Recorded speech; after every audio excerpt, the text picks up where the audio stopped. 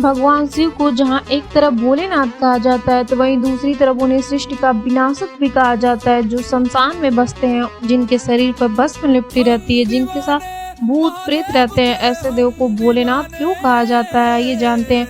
भगवान शिव के वैसे तो कई नाम है, लेकिन उनके भक्त उन्हें भोलेनाथ ही पुकारना पसंद करते हैं। भोलेनाथ ऐसे देव है जिन्हें प्रसन्न करना बहुत ही आसान है। इस शब्द का दार्शनिक मतलब है भोलेनाथ यानी बच्चे जैसी मासूमियत।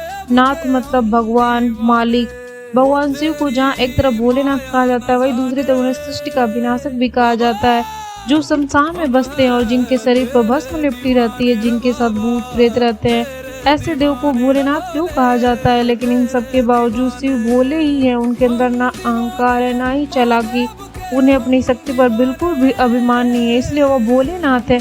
उन्हें भोलेनाथ कहे जाने के पीछे एक कहानी भी है। एक असुर था जो हजारों वर्षों से तपस्या कर रहा था। भगवान शिव की उपासना में दिन रात लीन था। भगवान शिव भली बात जानते थे कि वह एक राक्षस है, उसे वरदान देना अच्छा नहीं होगा। फिर भी वो प्रकट हुए और शिवदेव से वरदान मांगने के लिए कहा। उस असुर का नाम भस्मासुर था। भस्मासुर ने भगवान शिव से वरदान मांगा कि वह जो कुछ भी छुए तुरंत भस्म हो जाए। शिव ने तुरंत उसे यह वरदान दे दिया। अब भस्मासुर वरदान की परीक्षा लेना चाहता था। भस्मासुर को लगा कि अगर वह भगवान शिव को ही भस्म कर दे तो फिर उससे ज्यादा श्रेष्ठ कोई नहीं रह जाएगा। ऐसा कहा जाता है कि भगवान शिव अपने भक्तों को खाली हाथ नहीं लौटाते, इसलिए भोले अपनी जान बचाकर भागने लगे। तब भगवान विष्णु ने एक चाल चली और मोहिनी का वेश धारण किया। भगवान विष्णु मोहिनी के रूप में असुर को मोहित करने के लिए नृत्य करने लगे और भस्मासुर का हाथ चालाकी से उसके सिर पर रखवा दिया।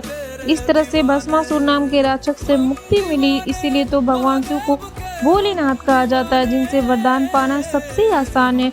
भगवान शिव उन लोगों पर प्रसन्न हो जाते हैं जो अपना काम मेहनत से करते हैं। उन्हें मनाने के लिए विशेष प्रयासों की जरूरत नहीं करनी पड़ती। उनके भक्त को जो भी वरदान मांगने रहते हैं वह दे देते हैं, चाहे इंसान हो या राक्षस हो।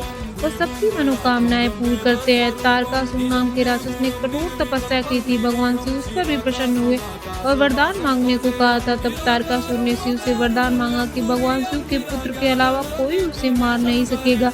भोलेनाथ ने बिना सोचे उसे वरदान दे दिया। भगवान शिव अपने भक्तों की रक्षा के लिए सब कुछ करते हैं। उन्होंने अपने कंठ में विष एकत्रित कर लिया। सागर मंत्र से निकले विष को भगवान शिव ने पी लिया। उनका कंठ नीला पड़ गया। तभी से उन्हें नीलकंठ भी कहा जाने लगा। वहाँ उदारता के प्रतीक है भोला, यानी जो सब कुछ आसानी से भूल जाते हैं। जो लोग भूलने में विश्वास रखते हैं उनके नाथ है भोलेनाथ। भगवान शिव को किसी भी तरह की राजनीति नहीं आती। वह अवगढ़ है, अपनी मर्जी से सब कुछ करते हैं। वह किसी के आदेश पर नहीं चलते हैं। उन्हें यह भी याद नहीं रहता कि माँ पार्वती ने उनसे क्या करने के लिए क्या और क्या नहीं। उन्हें सांसारिक चीजों से रत्ती भर भी ज्ञान नहीं। वह तो अंतर्ध्यान मग्न है। उन्हें सब जगहों से वह भोलेनाथ ही है।